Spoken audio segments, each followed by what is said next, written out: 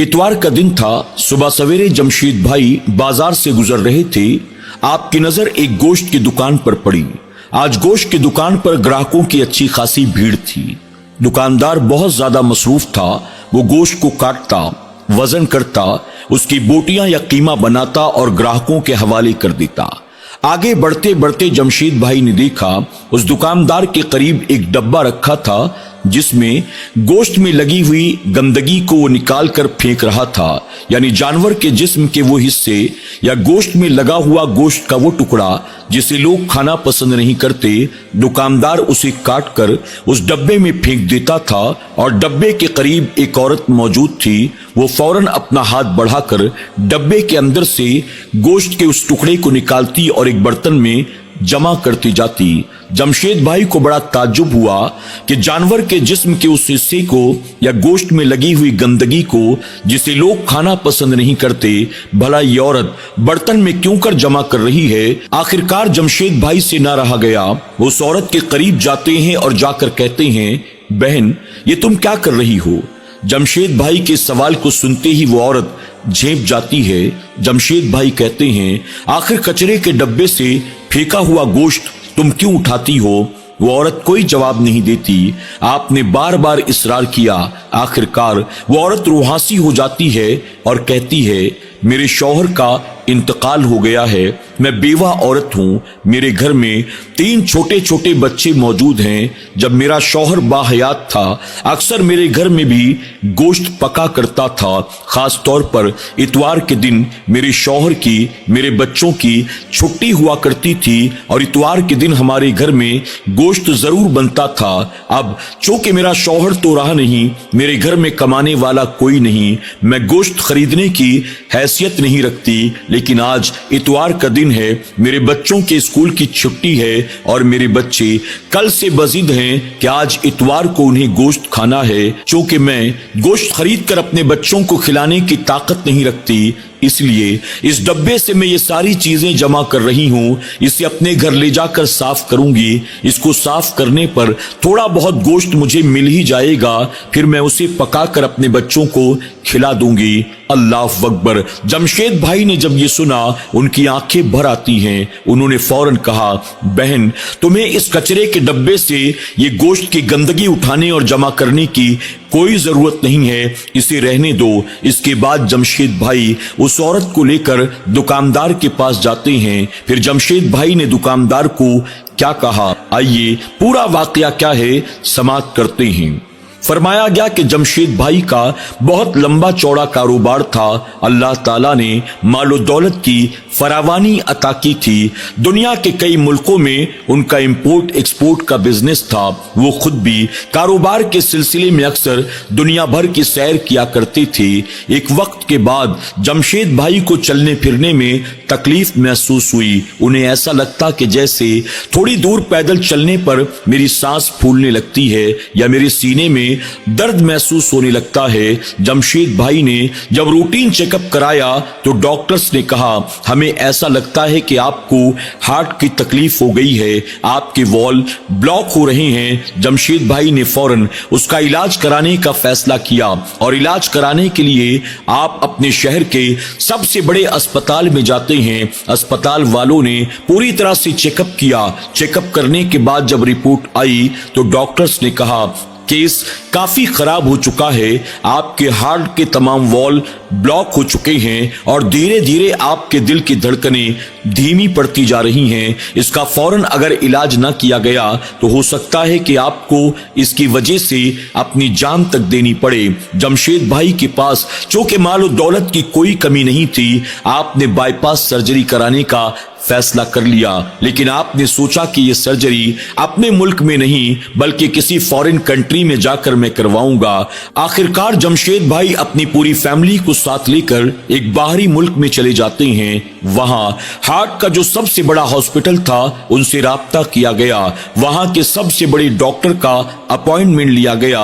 जमशेद भाई अपनी तमाम फाइल्स लेकर वहां पहुंचते हैं। डॉक्टर ने तमाम रिपोर्ट्स को चेक किया और चेक करने के बाद कहा, कहा आपके वॉल ब्लॉक हैं, साथ ही आपके दिल की धड़कनें वक्त के साथ साथ धीमी पड़ती चली जा रही हैं। हमें नहीं लगता हम आपका इलाज कर सकेंगे, लेकिन इसके बावजूद अगर आप चाहते हैं तो ठीक है, हम कोशिश करके देखते हैं। फिर से आपके कुछ टेस्ट कराए गए, रिपोर्ट आई तो डॉक्टर ने कहा कि आपने अपने मुल्क में जो टेस्ट कराया था उसकी रिपोर्ट बिल्कुल सही है, यानी आपके वॉल ब्लॉक हैं और दिल की धड़कनें भी धीरे धीरे धीमी पड़ती चली जा रही हैं। अगर हम आपकी बाईपास सर्जरी कर भी दें तो भी आपकी जान बचाना मुश्किल हो जाएगा। इस पर जमशेद भाई कहते हैं कोई तो रास्ता होगा, कोई तो इलाज होगा, पैसा जितना भी खर्च हो कोई परवाह नहीं, लेकिन मैं मरना नहीं चाहता हूं, मैं इलाज कराना चाहता हूं। आखिरकार डॉक्टर्स ने उनकी बाईपास सर्जरी कर दी।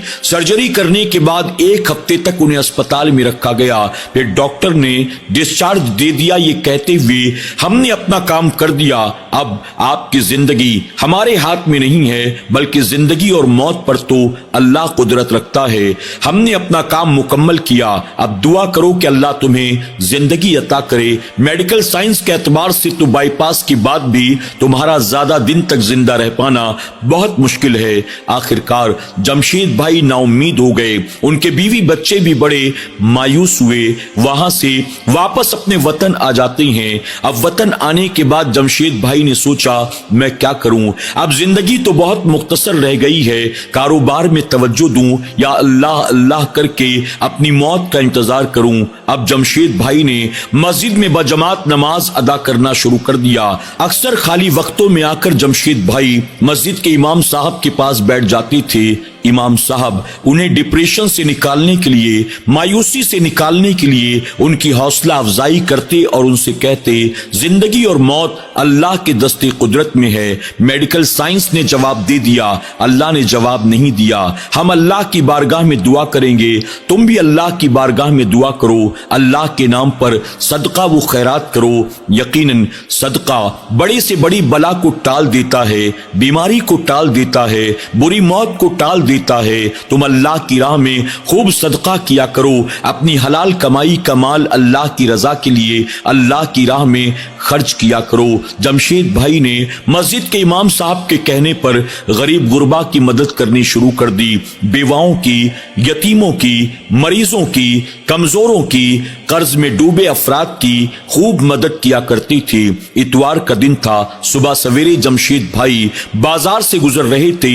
आपकी नजर एक गोश्त की दुकान पर पड़ी। गोश्त की दुकान पर अच्छे खासे ग्राहक मौजूद थे।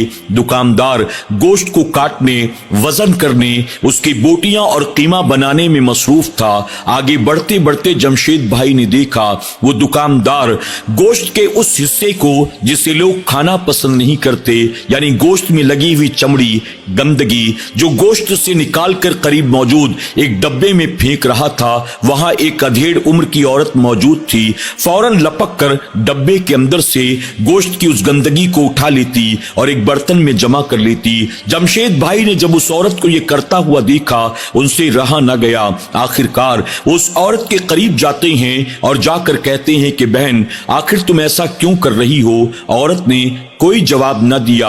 आपने इसरार किया तो आखिरकार वो औरत मजबूरन कहती है, दरअसल मैं बेवा औरत हूं, मेरे घर में 3 छोटे छोटे बच्चे हैं। आज इतवार का दिन है, जब इतवार के छुट्टी के दिन तमाम लोगों के घर में गोश्त पकता है, तो मेरे बच्चे भी इस बात को लेकर बजीद हैं कि आज हमारे घर में भी गोश्त पकाया जाए। चूंकि मेरे घर में कमाने वाला कोई नहीं और गोश्त खरीदने की मेरी हैसियत नहीं, इसलिए मजबूरन अपने बच्चों की ख्वाहिश को पूरा करने के लिए इस डब्बे से मैं गोश्त की गंदगी को उठा रही हूं। इसे घर ले जाकर साफ करूंगी। साफ करने के बाद थोड़ा बहुत इसमें से अच्छा गोश्त जरूर निकल आएगा, फिर उसे पकाकर अपने बच्चों की ख्वाहिश को पूरा कर दूंगी। अल्लाह अकबर। जमशेद भाई ने जब ये सुना, उनकी आंखें भर आती है और वो सोचने पर मजबूर हो जाते हैं, मेरे पास मालो दौलत की कोई कमी नहीं है, मैं जो चाहूं खा सकता हूं, जो चाहूं पहन सकता हूं, जहां चाहूं घूम फिर सकता हूं। और एक तरफ ये बेवा औरत है, इसके पास इतना पैसा भी नहीं कि अपने बच्चों को खरीद कर गोश्त के चंद टुकड़े खिला सके।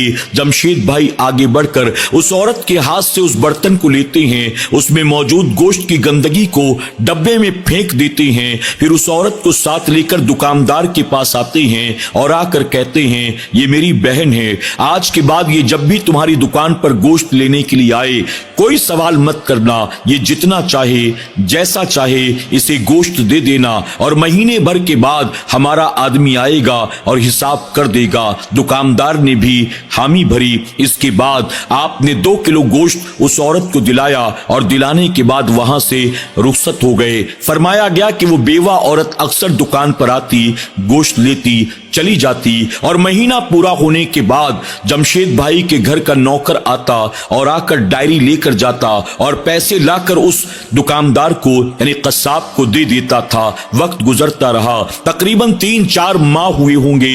जमशेद भाई ने महसूस करना शुरू किया, अब जब मैं पैदल चलता हूँ, सीढ़ियां चढ़ता हूँ तो मेरी सांस नहीं फूलती। अक्सर जो सीने में दर्द रहता था वो दर्द भी ऐसा लगता है जैसे धीरे धीरे दूर होता चला गया। अब जमशेद भाई अपने आप को ज़हनी तौर पर, जिस्मानी तौर पर पहले के मुकाबले फिट महसूस करने लगे।